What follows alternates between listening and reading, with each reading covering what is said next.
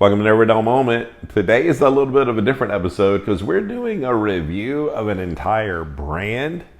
This company out of Sanjo, Japan, it's just like this group of artisans that gets together. It reminds me of like a guest artist showing up with a band and doing a jam session. You know, when you look at the different knives that are on display, except for the bottom one, we'll come back, you're going to see the many faces of Hatsukokoro knives. Now, if you have had your head in the sand, you might not have heard of this company. We did a feature on them, I think probably two and a half years ago. We've definitely had their knives in the house, but this entire collection just really shows the versatility of this company, the many different artisans, the many different blacksmiths, the different forgers that have gotten together to bring you things so different. Not only the types of steel, the different types of cladding, even the different woods, and you'll even see some of the different shapes. Because what's going on here is we're going to show you price points all the way down from sub 200 up to, featured here, 450. And they even have some that I couldn't get a hold of that are over 500. Okay, so many different prices, many different just kind of looks. So I'm super excited to continue to show you just what's going on with this company. And if you're new to knives and you want to jump into something that's high quality, first of all, you got to know that Sanjo, Japan really does put out amazing artisans. It's got a long history. There in Sakai, it just seems like two places that everything's going on. My wife is freaking out because she's hearing sounds all around, but I can guarantee you it's not on the show. Just something fell over. I mean, come on. This is an at-home studio. Things happen.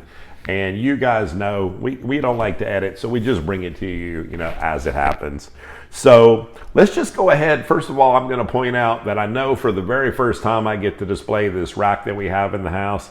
My friends at Hide Master, who had made the apron for our show, as well as the knife roll that we use when we travel, make great leather products. But this is a great wood product. And it's the very first time I've needed to display so many knives on the show. So we're very thankful to Hide Master. We'll put a link in the description so you can see their many products. But what I want to do is show you the different things. So first off, made a really big hit this year is this particular knife. Okay, this is SLD. Now, my wife hasn't really got a chance to see this. I thought, since my wife's a fiery redhead, that she might like this copper cladding. So this SLD steel, which is the core, is a semi-stainless steel. You can walk away from it, and I mean, you should definitely wipe it down, but you really don't have to rush like some of the other steels.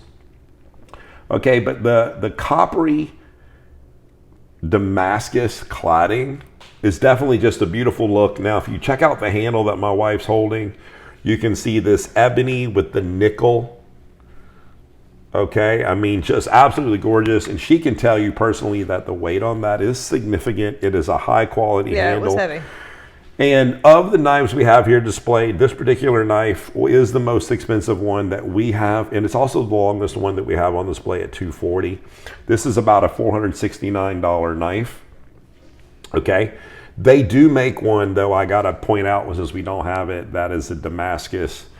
That is above 500, and it is absolutely gorgeous. So the one thing I like about this particular knife, especially for my wife, this beautiful knife is something that she can use and kind of not worry about. So it's beautiful.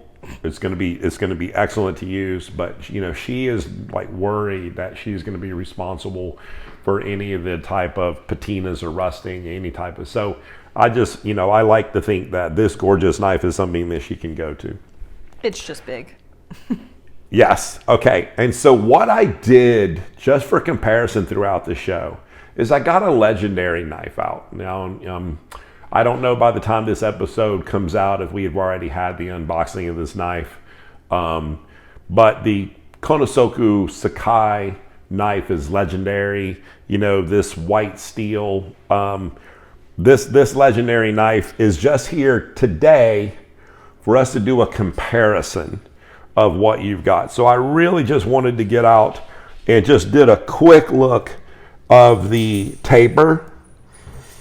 I will say that the Konosoku knife has it's a little bit thinner towards the tip. These are the only two knives that are about the same length. They're 240 millimeter. Okay, but I do think with the copper Damascus cladding, it would make a slightly thicker knife just because of the Damascus wrapping outside the stainless. Okay.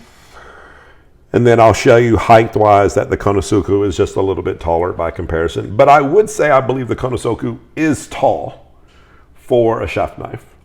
Okay, so I do think on the average, the copper-cladded Damascus is about the normal height. I don't find it to be short by any means as far as height.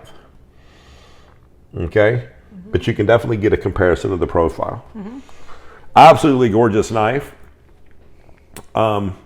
So let's go ahead and go on down to, if you know me from the show, if you paid attention at all, I like blue steel. Okay?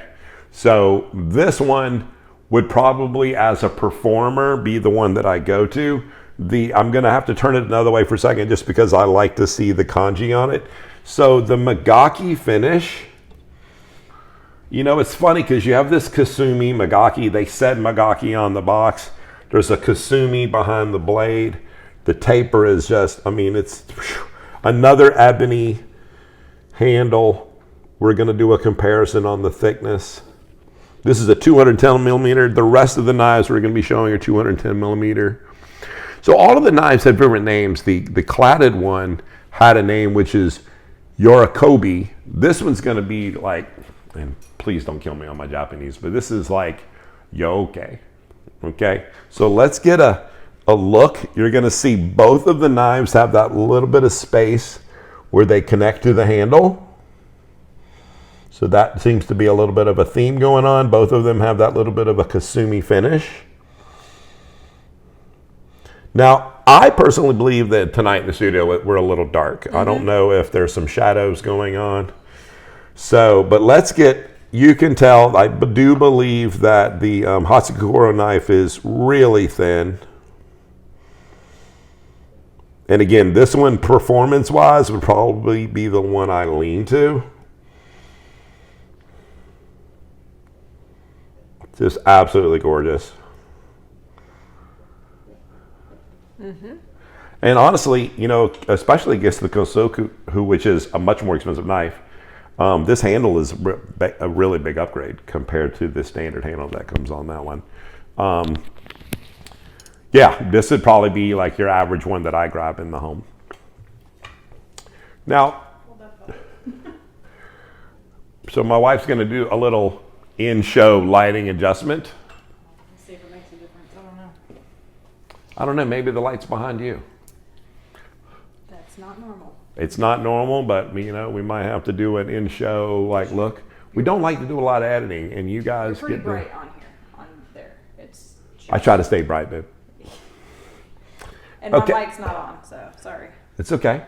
So what I want to show you now with this one. Okay, so this is the Shirahama white steel number 2.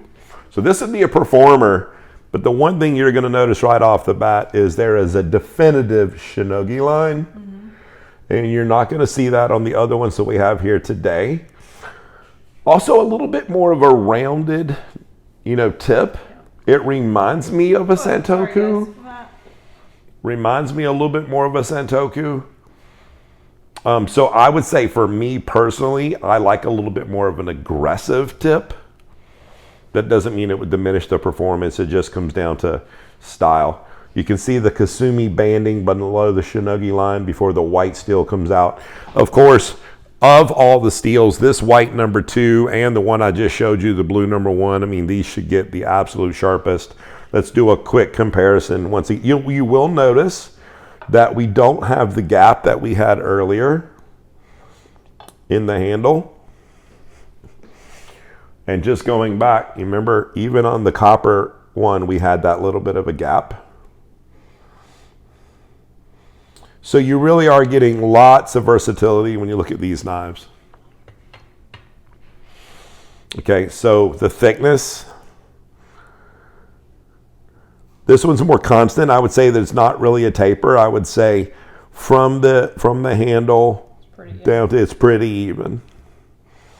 Okay, and definitely looks different for a 210 millimeter. It almost feels short because of the rounded edge. Okay, and then much simpler traditional teak handle. Now this is a $200 knife. So if you want a high performing knife, great company with the traditional shinogi, not spend a ton of money, white number 2, it's going to get super sharp. Okay, completely different. We're going to go VG10. So this is going to be stainless Damascus. This weighs nothing. My wife can actually pick it up. Yeah. I mean, it is absolutely probably the lightest weight knife we have in the building. Oh, wow. I mean, it is a feather. It is pretty to look at. Again, this is it might be scary too that it is so light. I don't know. Yeah, I mean, so this, let's see, are we going to say Sunarashi VG10 Korozome Damascus. Okay.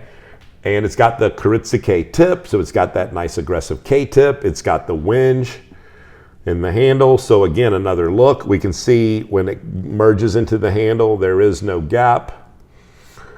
But this is a use it and walk away, enjoy your food, clean up later kind of a thing. Not that I'm suggesting you do it, but at least you could. Okay. So for my wife who doesn't want the sheer weight, but the VG10 is, again, it's a performer. Oh, we're going to do a quick comparison. Ultra thin. Super thin. Ultra thin. That definitely has a lot to do with the weight. I mean, the handle weighs nothing. The winch. Yeah, I was almost afraid I was going to throw it. Like it was so like. The tip, the taper at the tip is just ultra thin. Yep. Again, not a lot of money, guys. I mean, this was, I think this was right at $2. It might have been $229. No skitty squash for you, buddy. Okay, now I'm going to bring back up the knife they reviewed a couple years ago. I'm going to bring it up specifically for a reason. Okay, so I wanted this knife so bad. When I saw this knife on a website, it was everything to me. The Tachimi finish, those hammer marks were unique. The very soft grayish Kuriuchi, like it's like enough to say it's there. The Damascus clad, then you turn around and then you've got the super blue steel. I mean, it screams like the winch handle. I mean, it was like how many things? Kuritsuke K-tip. This was me all day. Mm-hmm. And this is the absolute one knife that I cannot stand in the house. The one that I wanted the most, and this is why I want to bring it up. If you go to Knifeware, which I really love the fact that Knifeware made it a point to make a note. I mean, it is a strong note, and I second the note. The moment you cut something, it starts rusting. It is instantaneously brown. It is not a patina. You almost would literally have to spray it with cooking oil before you start cutting something to slow down the process. I mean, we've got a copper Damascus clad. You've got, you're good. You got some time here. Iron cladding here. It will be interesting to see, when I go to cut something with that for food. Again, another ironclad. Let's see if they're iron. I mean, iron's iron, right? Like, how could it be so reacting? This one, I couldn't wipe it down fast enough. I had to scrub it. Time. It has not been used in a while. A buddy of mine really loves it. I promised it to him. I said, I will give you this knife the day I believe you can take care of it. I said, you're not ready. I said, I'm not ready, and I'm trained. I am not ready. I'm holding it for you, and maybe 1 year you'll be worthy of it. But so that is my warning. Knifeware put a warning, prone to rusting. Okay. So again, not too tall, unusually thin. I didn't even do the thickness on that one, did I? It's a little thicker down at the bottom. Again, no gap when it goes to the handle. Definitely a little bit thinner towards the, the actual tip. What's unusual though is, and you would really be mistaken if you didn't understand, it looks crooked. And that's because the hammer marks are on the edge. So if you were just looking at it, you would think like, oh, that thing's been beat all to hell. Well, it kind of has, but I mean, it technically has. Okay. So I'm not going to get into like all kinds of food cutting and stuff like that with this. What I did want to show you is, let's just take, two performers real fast. I've got the best tester out. I'm just going to do two real fast.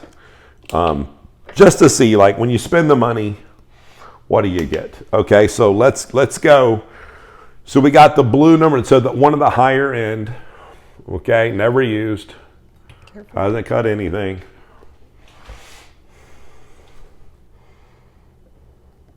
Out of the box, which some of you like, some of you don't.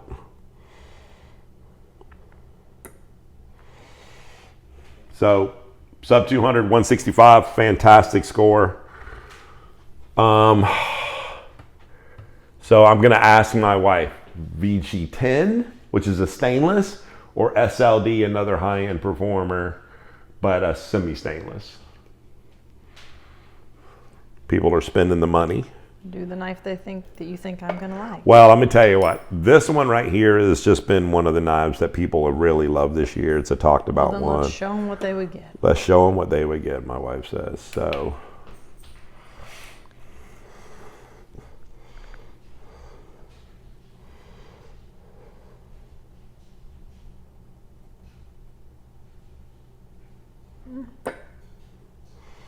So this one in particular, it's never been used. 251. Could be the spot that I got it out of. Might need to put it in. Luckily, I know how to sharpen a knife.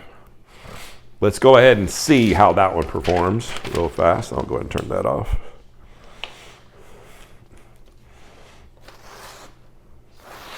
There's significant weight on this knife, by the way. Yeah. Like it was heavy. So this one needs a little love. This one out of the box needs a little love. Ew. Oh, that was... Yeah, we've never had a knife really do that out of. That was cringy. So let's go to the blue and then the white. Yep. That's what you want a knife to do. And that was even on the crappy edge. Yeah, right. Okay. That was a nice push. Confetti boy. All right, let's go white. Now this should be the sharpest because it's technically the steel that can get the sharpest. We'll go. Careful. Okay. So even though it can get the sharpest, out of the box, it's not paper towel. 200. Okay.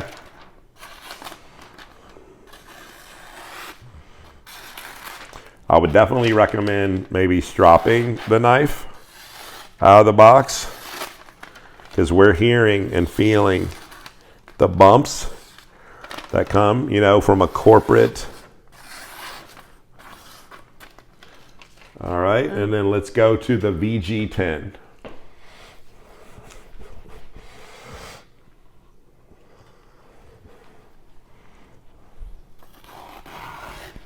And the $200 knife performed amazing.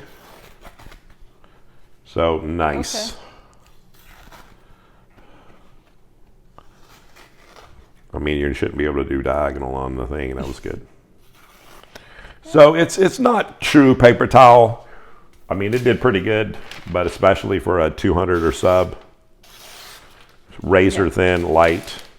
So we got every walk of life with Hatsukokoro. I would definitely tell you when these knives travel out of the box, a lot of you guys don't care. You're a knife sharpener. If you're not a knife sharpener, I'll put a link for sharpening. Definitely put it on the strop and get out of the box. So 200, sub 200, all the way up to here tonight, 460. Okay. I definitely see this. Well, my wife says it's a little bit big for her. We'll see how that goes.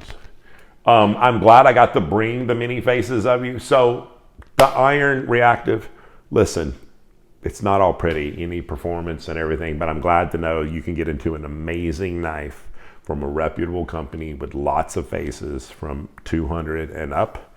So it depends on your price point. Look at them if you haven't. Sanjo City is legendary. We're glad that we could bring this to you in case you've been thinking about one of the companies. Hopefully that was not a dull moment. Always, we love bringing you honest reviews. I think that was honest tonight. We'll look forward to seeing you Friday nights at 8. God bless.